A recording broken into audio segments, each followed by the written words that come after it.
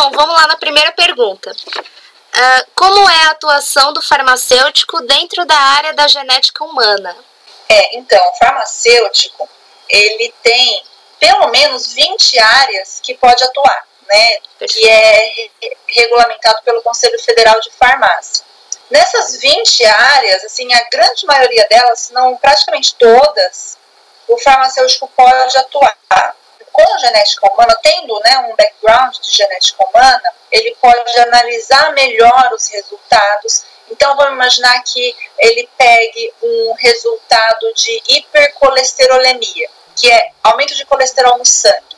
A gente sabe que existem diversos genes responsáveis pela absorção do colesterol. E mutação em qualquer um deles leva à diminuição da absorção do colesterol, e daí você tem aumento de colesterol sanguíneo.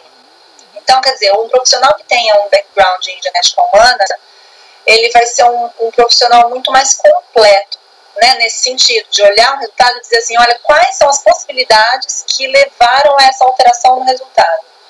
Fazer, por exemplo, exames genéticos. Vamos imaginar que o farmacêutico quis entrar numa carreira da polícia civil ou federal para trabalhar como perícia, isso. Aí encontrou um pedaço de braço jogado assim num rio, que daí não tem como identificar, né? Então vamos imaginar que naquela mesma semana foi encontrado um corpo morto, não sei onde, em outro lugar, sem o braço. Aí você quer saber se aquele braço pertence àquela pessoa? É só fazer o teste genético. E aí o farmacêutico tem toda essa condição de fazer esse tipo de teste. Há muito farmacêutico indo para essa área da genética, digo pós-graduação? Existem muitos farmacêuticos. Então, há muito tempo atrás, não muito tempo atrás, há uns 15 anos atrás, os farmacêuticos não tinham essa opção ou não conheciam, né, essa opção de trabalhar com genética. Hoje já é diferente. Inclusive os cursos de graduação em farmácia, eles têm colocado uma carga horária, uma carga didática bastante importante de genética e genética humana, para que os alunos conheçam e se familiarizem com esse tipo de abordagem, né? Então, há 20 anos atrás, nenhum farmacêutico praticamente sabia ou tinha interesse em genética humana. Hoje, a gente tem. Existe um ramo na farmácia que é a biotecnologia. Então, dentre as diversas áreas da biotecnologia estão fazer organismos geneticamente modificados ou ferramentas genéticas para que a gente consiga modular os genes dos diferentes organismos para, de alguma forma, beneficiar o ser humano. Por exemplo, a gente consegue, né, modificar geneticamente plantas que são alimentos, consegue modificar a genética de leveduras. Transgênico, né? Transgenismo. Os transgênicos, isso faz os transgênicos, exatamente. E o farmacêutico geneticista atua somente na área da pesquisa científica? É que eu tenho essa impressão que parece ser muito limitada, assim, só na área de pesquisa científica. Parece sim, mas não é.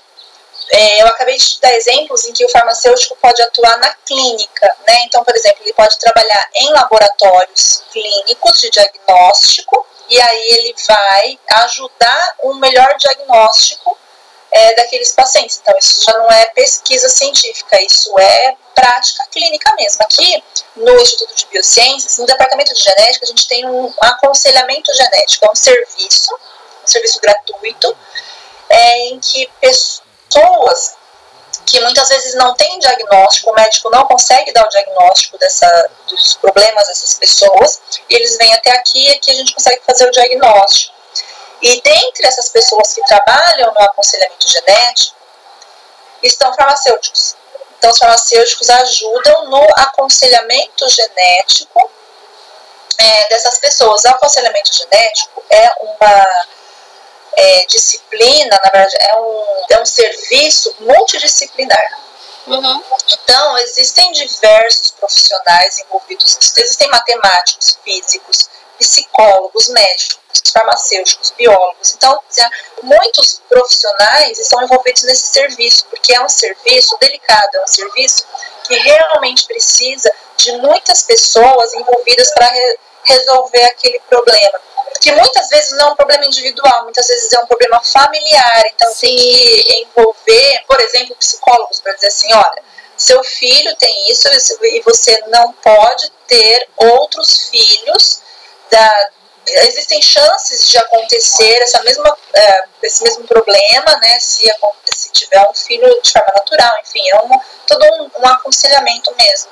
Então, e aí envolve diversos profissionais, inclusive os farmacêuticos. Então, os farmacêuticos, eles estão na área de pesquisa, na área de diagnóstico, na área clínica, na área de aconselhamento genético. Então, os farmacêuticos podem estar em áreas criminais, né, forense, por exemplo, né, eu estou falando só relacionado com genética humana, né? Porque o farmacêutico ele pode estar em outras áreas que não tem assim tanto a ver com genética humana, mas assim, é engraçado porque as pessoas que estão de fora, às vezes acham que não tem muita opção a não ser ficar num laboratório fazendo pesquisa, mas isso não é verdade. Depois que fazem o curso de genética humana, eles percebem que é bem amplo, né?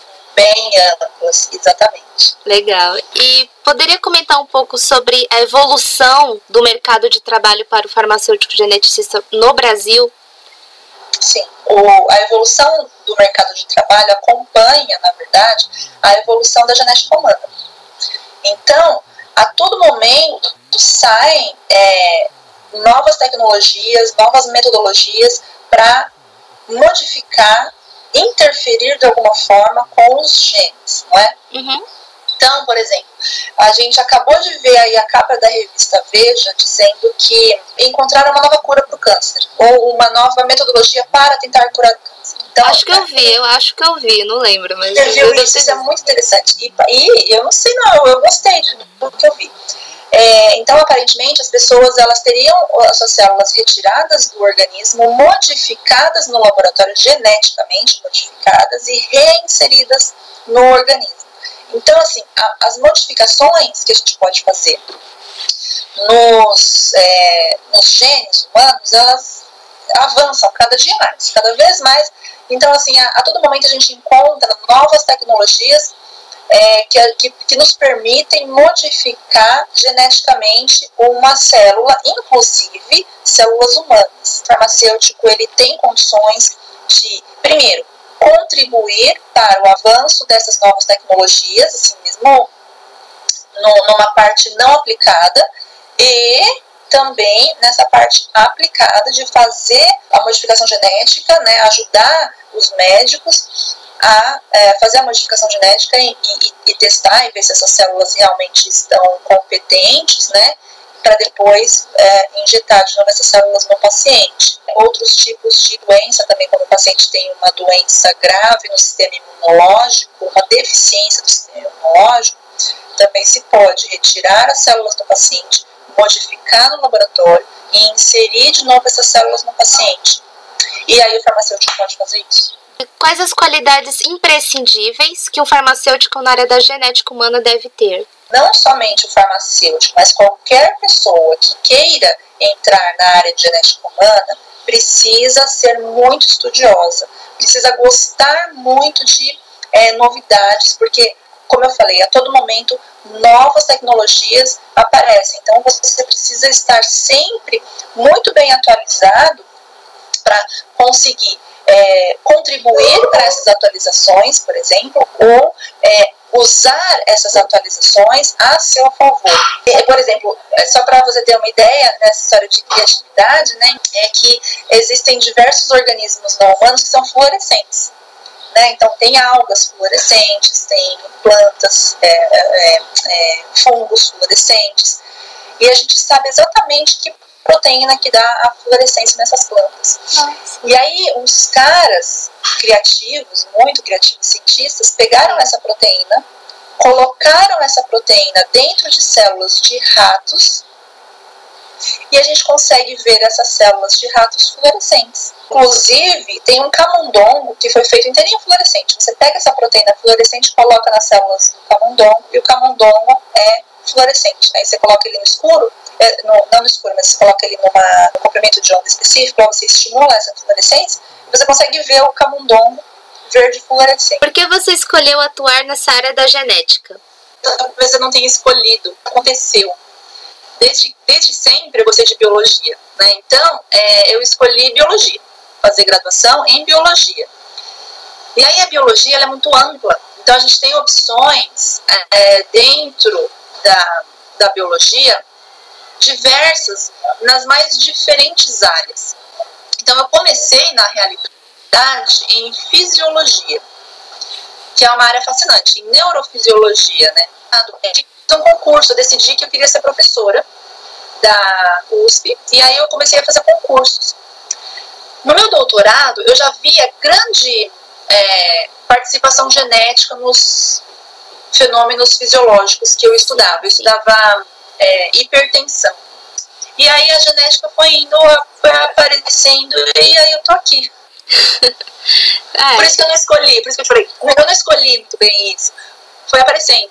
Mas o que eu queria falar para você também, para os seus colegas de turma, né, quando você for apresentar esse vídeo, é que existe a possibilidade de qualquer pessoa, ou aluno do ensino fundamental e médio, ou de cursos técnicos, de conhecer a rotina dos pesquisadores da USP. Da rotina da USP, né? Então, se você, não sei bem se eu quero fazer direito ou biologia, você tem a oportunidade de ir até cada uma dessas faculdades, facilita a escolha de uma futura profissão, né? Uma escolha mais correta, mais assertiva, né? De uma futura profissão, porque vocês estão numa fase que pode se interessar por muitas coisas diferentes e é bastante complicado, né? Então, você tem oportunidade de conhecer a rotina dessas pessoas para ajudar a entender melhor, a se entender melhor, né? Entender melhor que carreira que você se daria melhor. Então, sim,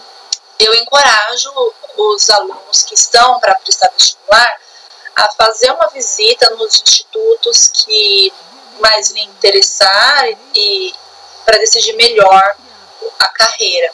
E existem ainda programas da USP que incentivam alunos de escolas públicas, inclusive, a fazer o vestibular da FUVEST, ou inclusive escolher a USP pelo SISU, né, fazer o Enem, sim, e aí é possível entrar pelo SISU na USP. Então, assim, a USP é um lugar de muitas oportunidades que a gente não encontra em outras universidades.